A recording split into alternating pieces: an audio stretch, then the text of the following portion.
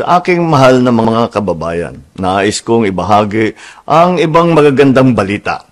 In the second quarter of the year, our economy grew by 6.3% compared to the previous year, one of the highest in ASEAN.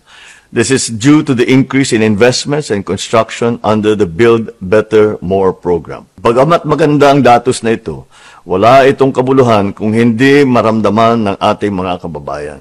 Kaya't patuloy ang ating pagbibigay ng sapat at kalidad na trabaho. This June, the unemployment rate dropped to 3.1%, one of the lowest on record for the last 2 decades.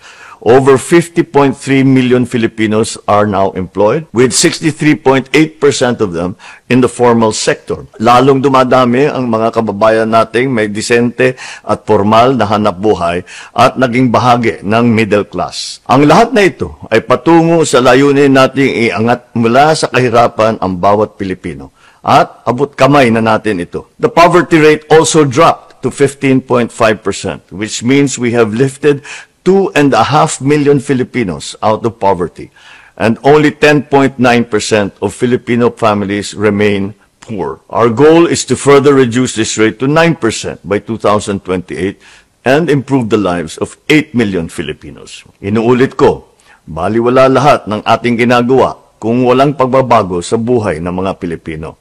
So I assure you, this government will continue to invest in job-generating infrastructure, social protection programs, health, and education for all Filipinos. We will not rest on our laurels, but use them to propel us forward into social and economic transformation.